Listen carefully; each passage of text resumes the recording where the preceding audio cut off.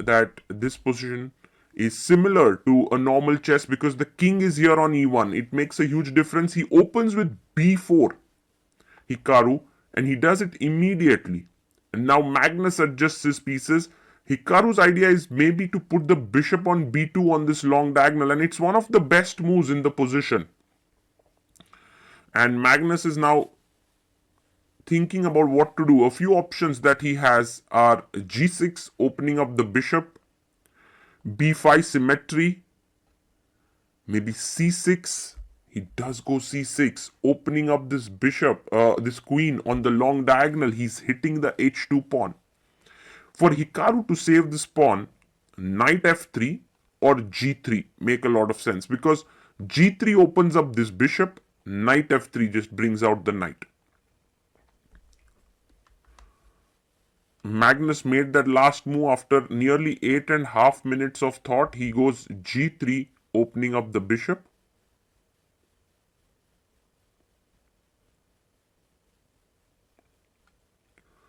And now Magnus goes g6. So the bishop on h8 is attacking the rook on a1.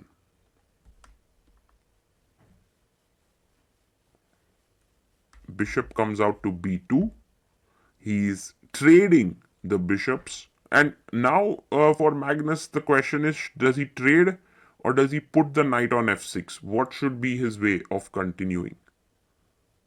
Brings his knight out to f6 and makes it a very logical move here.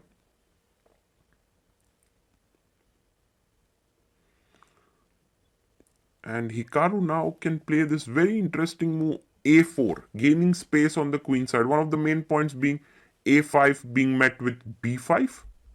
So that's a very logical move, a4. And I guess it's not easy to understand whether you should go a4 or you should, oh, he goes f4. Right into the heart of the position. And here, there's a very interesting moment. If you play d5, bishop e5 simply traps the queen. But Magnus finds an amazing move, a5. I love this move because you can't push b5 now. See, b5 is a free pawn.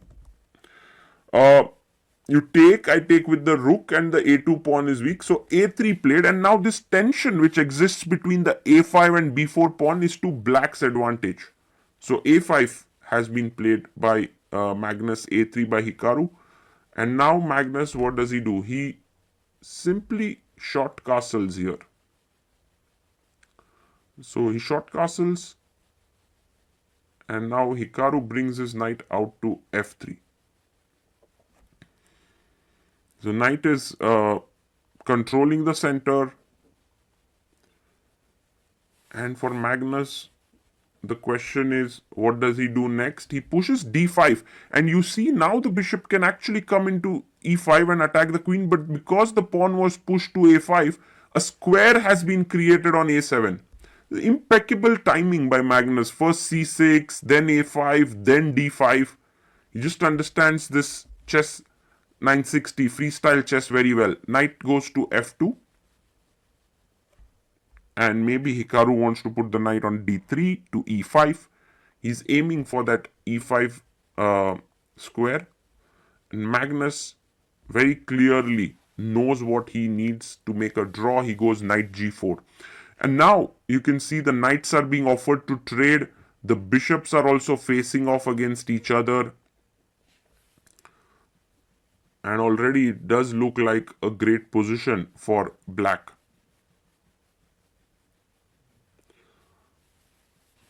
And Hikaru comes back to his chair and is deciding which piece to trade. He takes the bishop on h8. King takes on h8.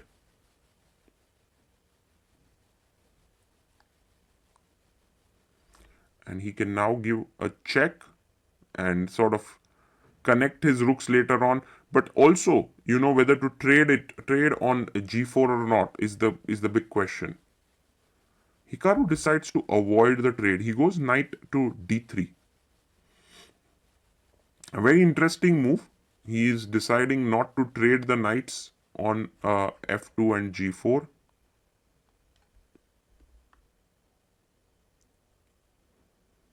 And pawn comes up to f6. Now the point here is that he wants to just play in the center, e5. Castles has been played. And maybe his idea is not even to play e5, it's just to control the e5 square so that the white knights cannot go there. Short castle by white. And the knight comes out to f7. A very logical move here by Magnus. Optically, it does feel white's position is very cool, but I think white's pieces aren't doing much. If you look at these two knights, they are not able to move forward. He goes queen b2, connecting the rooks. Very logical chess. This is a little bit under pressure, and also black's knight could actually come by a d6. He does play it, and e3 played by Hikaru very quickly. But you can see how the knight is now controlling the e4 and c4 squares. Black already seems to be in a very good position. Now, from here, is there any chance for Hikaru to outwit Magnus? Knight h6 played. I guess what Magnus wants to do next is go knight f2, knight f7, but there was no need to remove the knight unprovoked, right? Knight h6 played. The knight comes out to f2. And white's idea is d3, e4. You just play in the center. So he goes in with the knight to g4, offering a trade of knights. Will Hikaru take it? He doesn't. He goes to d3.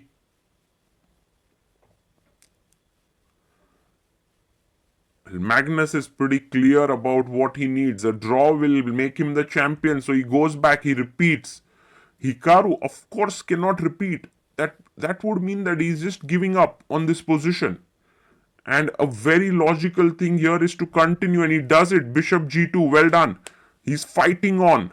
Even though his position is far from ideal to play for a win, he's going on. He's going on. Knight comes back to f7.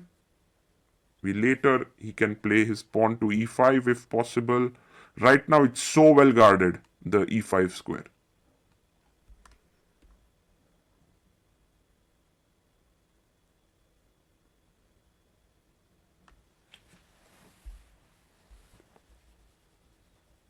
And Hikaru plays his knight to d4. Puts his knight here and keeps an eye on all of these squares in the center.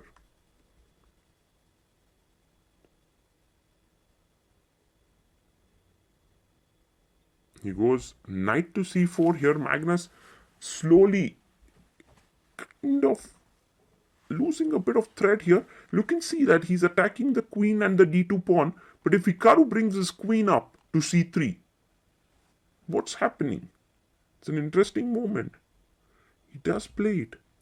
Now, do you want to really play e5? Now, e5 is actually a very, very risky move, I feel, because take, you can see the queen is right opposite the king. So, you can see that Hikaru is thinking. He takes on b4. Takes back.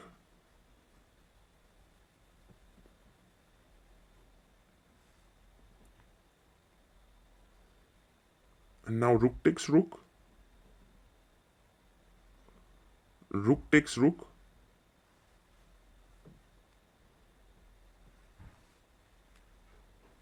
Very, very interesting movement now. Magnus pushes his pawn to e5. Can Hikaru take? Yes, he takes. I believe Magnus will take back with the pawn.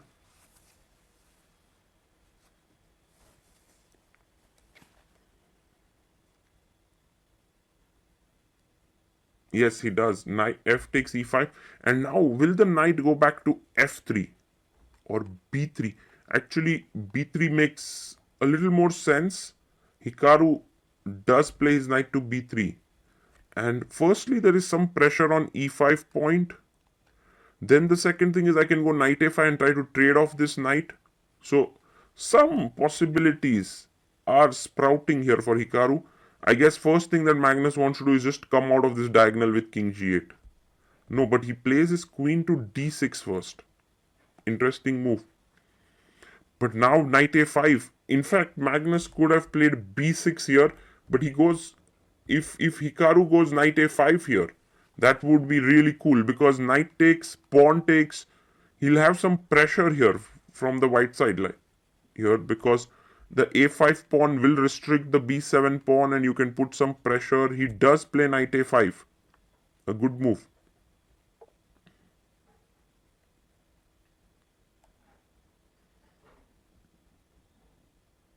So Magnus takes, knight takes a5.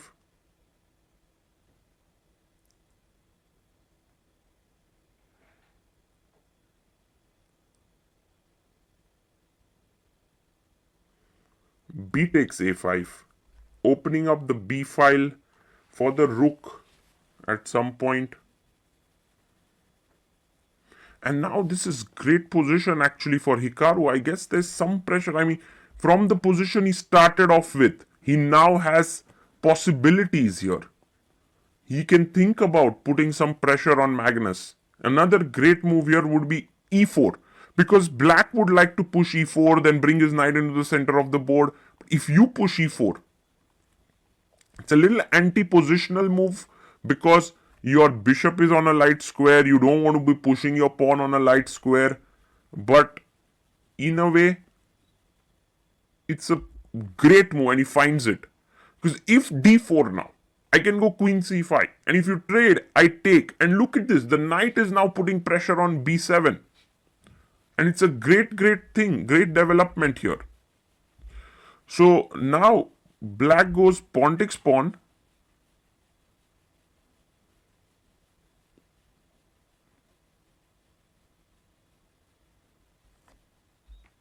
So bishop takes pawn makes a lot of sense.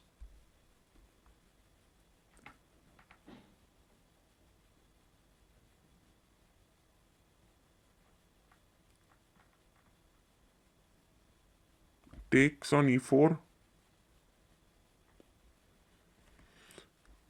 And here there is some pressure. In fact, there was another possibility here for Hikaru, which was to play knight c5 and take it back with the knight. But he decided to take with the bishop. Bishop h3 by Magnus. A good move. Look at this. If the knight jumps in here, putting pressure on the bishop and the squares here, the rook opening up, it will be something for black. Hikaru comes back bishop h1. A very logical move. He would like to play knight f2, hitting the bishop, and then put the knight on the e4 square.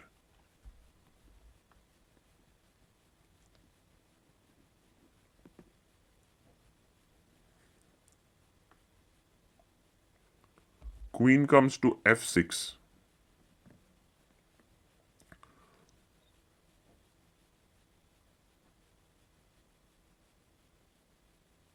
And now Hikaru plays his knight to f2, attacking the bishop. He wants to come into the center here. So a lot is happening, but knight g5 is the best move here. Magnus finds it.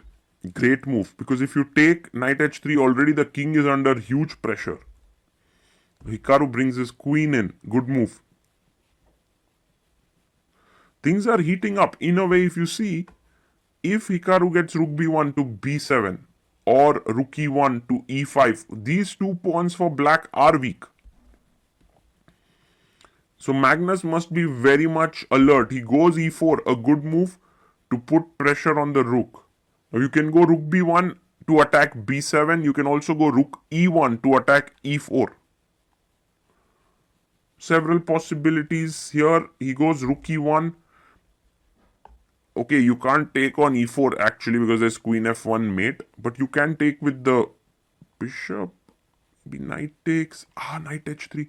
Some tactics here with this knight defending here And also defending e4 pawn could get overloaded. Magnus plays queen to f5. Is there some tactic here? Think about it. Bishop takes e4. Knight takes e4. Knight takes bishop. And if you take with the queen, I have queen takes e4. I'm a pawn up. Wow. Some tactics are brewing up in the air because of the undefended nature of black's pieces.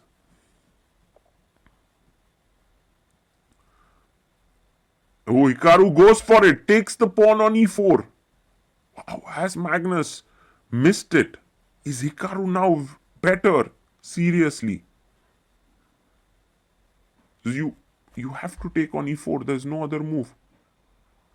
So he takes it, knight e4. But the calmness with which Magnus plays shows he's things under control. Queen h3, queen e4 is just better for white.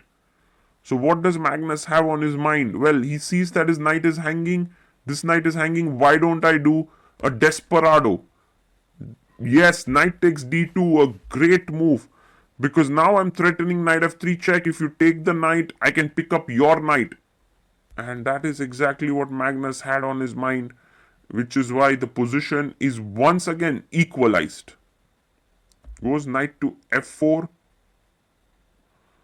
And in a way, the knight on d2 needs to wriggle out from here. Maybe knight c4 here is possible.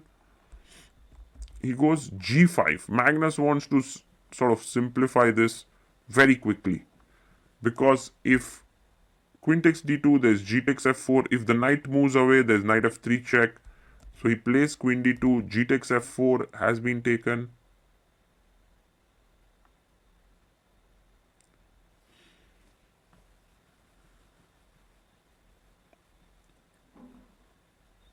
And Hikaru now thinking about what to take back the pawn with. He takes with the queen. You can see white is a pawn up now. Taking here may be too risky. Yeah, queen a5, check. But it's also possible. Magnus simply trades the queen. He's like, I don't want any such funny business. I'm taking here. Now rook takes f4 for Hikaru.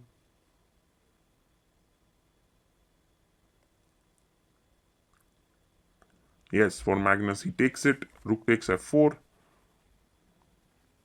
And we are very close to a draw. And with this draw, Magnus would win the second leg of the Freestyle Grand Slam Tour.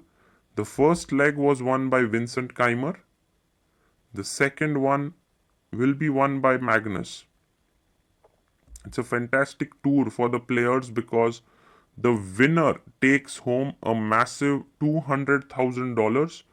The second placed player gets $140,000 and the third placed player gets $100,000. So a lot of money here at stake. King g6.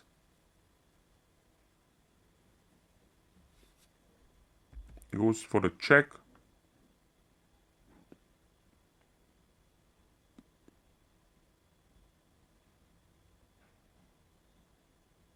Plays king at 6.